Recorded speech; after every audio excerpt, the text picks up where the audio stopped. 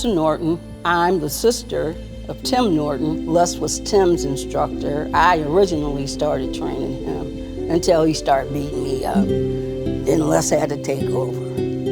But I've known Les, I don't know. He used to always be at our house. My mom just thought he was a giant because she was so tiny, and she just always loved when Les hugged her. And he had the most beautiful smile, so inviting, so soft. He had the heart of a lion, but it was so soft. He very, very rarely got angry. Only, I've seen it twice at a tournament. Once when Tim was fighting and they tried to disqualify him for a body shot, and Les stepped in the ring and he was like, nah, show me in the rules where it says that. So he fought for a student and he won. And another time I got hit. He was coaching me. I got punched in the face with my hands down, and he just came from, I don't even know where he came from. And he said, no, we're not having that. And he just, always took up for me. And I was always I never backed down. I was like a bull. And Brian, Arrington, and Lester, when they would see me running across a room or something, Brian would say, go get her, Les. And we just always was together. And he would do anything for anybody until you messed with me or any other students. He didn't play about the students. So he just was a beautiful person. I just truly think that God put him in my life for a reason, so that I could learn how to be softer, learn how not to go off the handle so fast. But fighting-wise, I learned a lot from him fighting, because he used to beat me up all the time. So me and Les, we taught together, we rode to tournaments together. We spent a lot of time together, all of us. It was like a family. And of course, Brian Arrington was our illustrious leader. And me and Les, Gigio, and Jonathan, we played around a lot. Les is quiet, but Les is funny. Les would just do the funniest things, and then he'd look around, and no one ever would know that it was Les. They'd always blame it on me. But he was very funny and such a likable guy. But when he fought in the ring, he was a different person. He fought to win, and he was a phenomenal fighter, phenomenal. He was so fast, and he didn't lose his temper, but he was so precise. And when he was cheated, it only made him fight harder. And it was really bad for the person that he was fighting, because, oh, you didn't see my point? Oh, okay, I'm gonna show it to you now. And that's how he was. He didn't argue, he didn't fuss and fight. He was just amazing to watch and amazing to be around.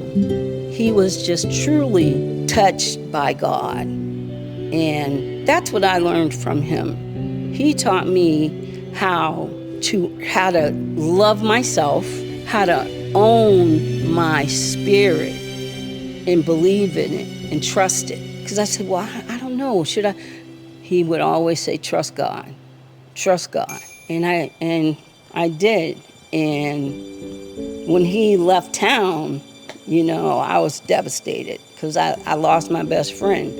But thank God for FaceTime.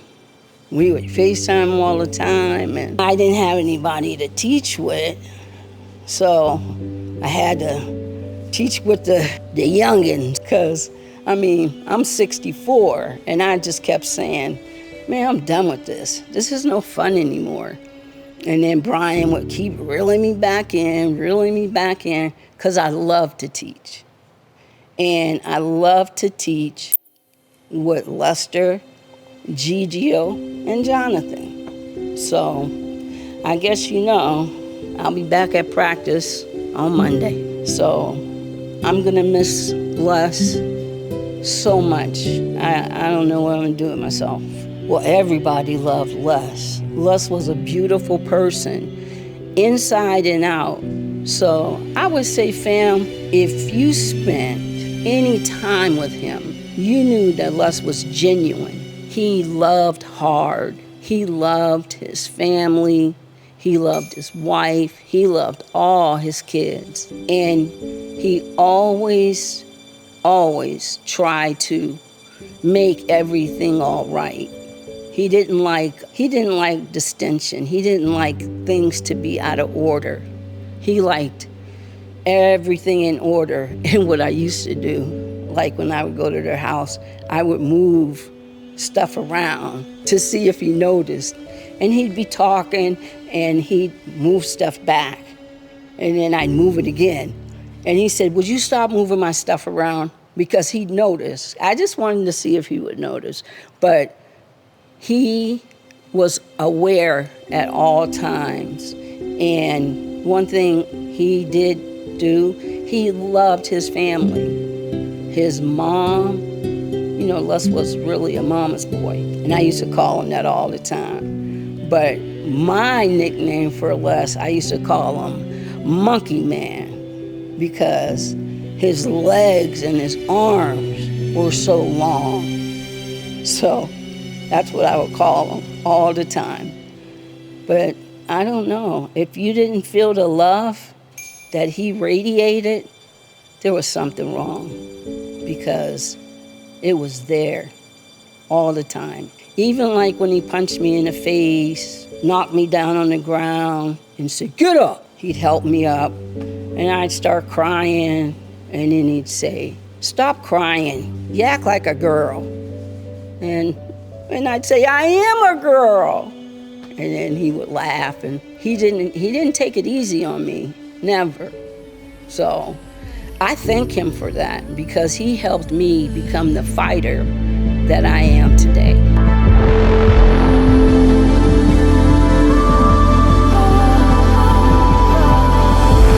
Yes, I can. Lester, I know that you are up in heaven, and I want you to make sure that you say hi to all our people that are there and we're not. But we will see you again. God bless you, Les.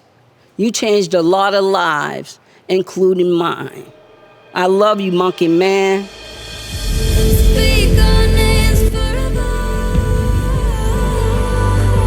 We believe every life has a story, and every story leaves a legacy, and every legacy deserves to be remembered.